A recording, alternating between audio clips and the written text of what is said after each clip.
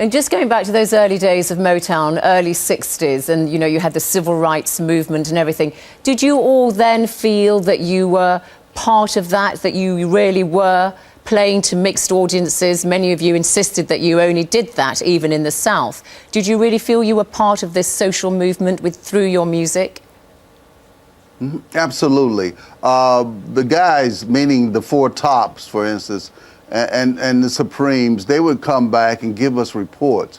The Tops were huge in the UK and throughout Europe, and they would come back and give us, because we had never been there, the Hollands and myself, and they would give reports on how we were so accepted and in this big way, and people loved what we were doing, the music and the productions. And so, yeah, we felt like, after they told us that, we wanted to put the issues on, making sure that there was music for everybody, something for everybody in the music to feel.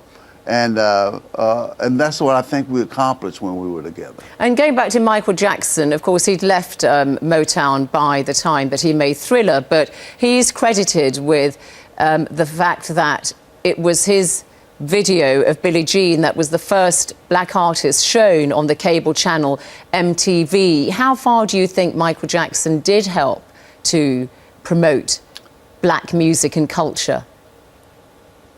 I think that video, which I happened to be there at the Motown 25, sitting right up front, and when Michael broke out into that Billie Jean and the moonwalk and everything, something happened in the room that was so magnetic and so spiritual.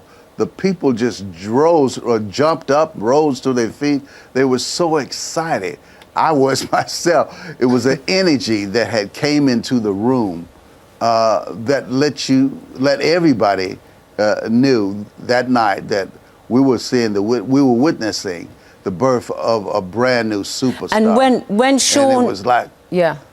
Sorry, finish your sentence. Yes. Okay, I'll ask you that. Yeah. And when that happened, I'm sorry. Go ahead. I was going to say to you, staying with that, Sean Diddy Combs actually went so far as to say that Michael Jackson started the change in the world about how African Americans are perceived. And he actually says he's one of the reasons Barack Obama became president. Is that taking that too far? Well, that's a mouthful. But certainly Michael and Motown, if you will, had a degree of input there that led up to Obama, because the people were coming together through the music, and people started looking at each other differently and wanting to know about each other personally all around the world.